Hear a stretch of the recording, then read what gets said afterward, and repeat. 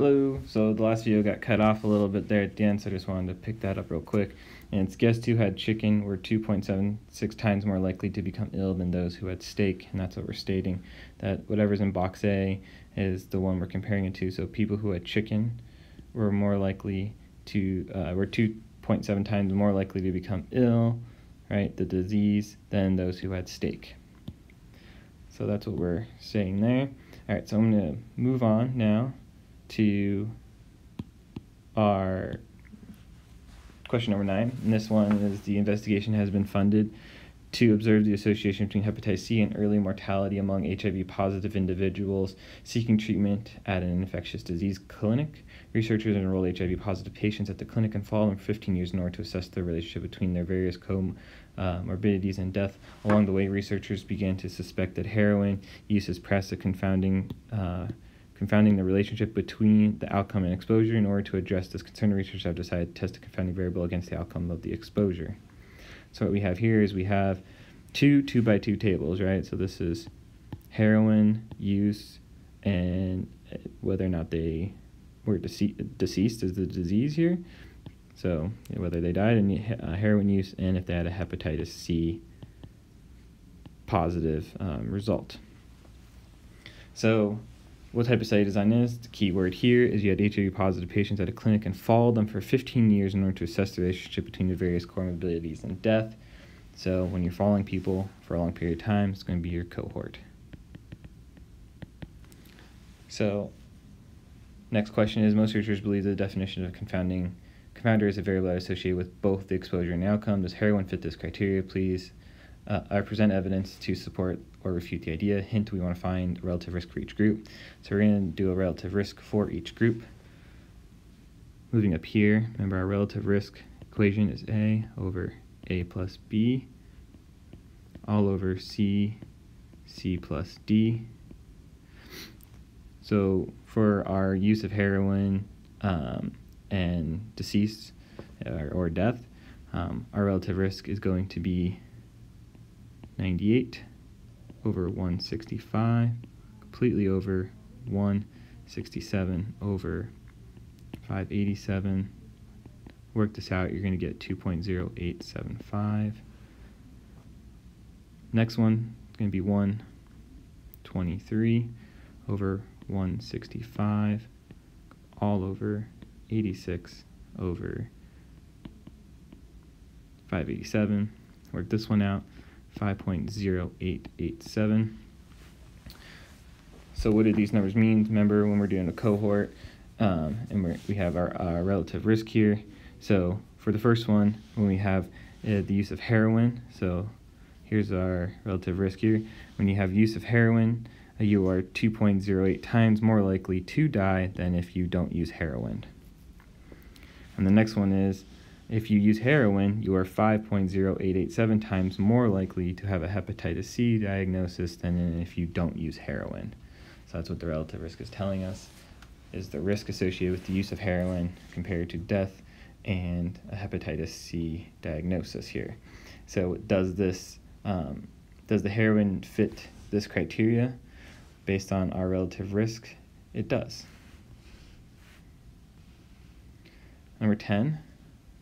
Researchers are interested in testing the effectiveness of a new immunosuppressive therapy to be used post-transplant to reduce graphite failure in the host. Supposed researchers investigating this new therapy are concerned about the dangerous side effects of the drug. For instance, participants that would like to enroll in the study are not allowed to already have diabetes, as the immunosuppressive agent has been found to drastically increase fasting glucose levels, which can be very dangerous for diabetics.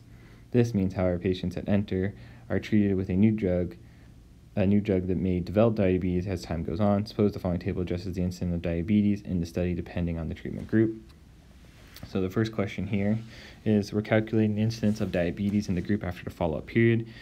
Keyword here: when we're doing incidence and prevalence, we're mostly calculating it the same way. The difference between the two is incidence is the number of new cases that are found. Prevalence is the total number of people living with the disease at that time.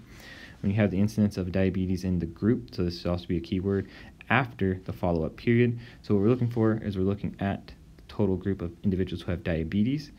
So that'd be this group and the people in this group. So we have a total of 53 people who have diabetes in the group, and this is the total new cases, over the table total of 143, because that's how many people are total in the group.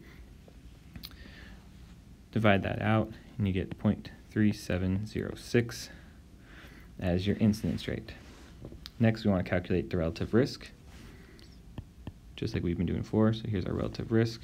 Our relative risk that we're calculating here, mark your table so you know where your A, B, and C, D are. So it's going to be 41 over 68 all over 12 over 75. It's going to equal 0.6029 over 0.1600. It's going to equal 3.7681. What does this tell us? Once again, that in the people that are in the investigative new drug are 3.768 times more likely to develop type 2 diabetes than those that are in the best standard of care group. Last part here is we want to carry out a formal chi-square test to determine if there's significant difference in diabetes between the two groups, write out your null and alternative hypothesis at the alpha 0.05 level. So I'm going to kind of go through this relatively quickly, but the rest of the chapter is also on chi-squared, and just for the time of the video. So when we want to figure out our chi-squared is going to equal the sum of all groups here between our observed minus expected, that value squared, all over our expected value. Here's our equation. The way we start off, we write out our null hypothesis, which null hypothesis for all chi-squared formulas are going to say that there's no association between the variables. And our alternative hypothesis is going to state that there is association.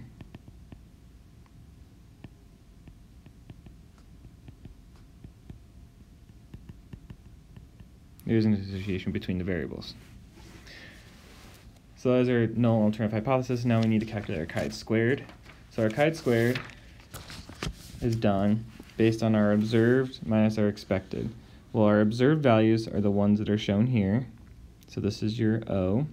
So now we need to find our expected values. So our expected values, the way you do that, our expected values is equal to our row total times our column total all over the table total.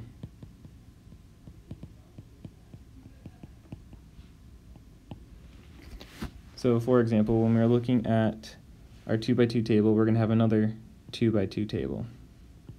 And this one's going to be for our exposed values. So in order to get our exposed values for each one of these, we look at the row total times the column total all over table total. So when we have our value in the first box here, our row total is going to be 68 times 53. So 68 times our 53 row total times column total all over the table total of 143. When you do that, you're going to get a value of 25.2028. Then when we want to move over to this value here, we take our row total, which is going to be 68 still, same row, times the column total, different column, so 90, all over the table total, 143. And our expected value here is going to be 42.7922. You do the same thing for the ones below, so you take your row total, which is going to be 75, right, we're doing this one now, 75 times the column total, 53, all over the table total of 143. And that one, you're going to get a value of 27.7972. And our very last one is going to be 75 row total times 90 column total over 143, and you're going to get 47.2027. So now this is, we have our observed and we have our expected. Now we're going to use our formula. So you're going to take your observed value, 41, minus your expected value, which is going to be 25.2028, squared all over 25.2028. When you do that, you're going to get a value of 9.9017. Moving on, this value added to the observed value of 27 minus our expected value of 42.7922 all over 42.7922. This is squared. When you do that, you'll get a value of plus 5.8280 plus 12 is our expected value minus our observed value minus our expected value of 27.7972 all over 27.7972 squared. When you do that, you'll get 8.9776 plus our last observed value of 63 minus our expected value of 47.2027 squared all over 47.2027. When you do that, you're going to get a value of 5.2869. When you sum all these up, right, next part is sigma, sum them all up, equals, this is going to equal 29.9942, and that is equal to our chi squared.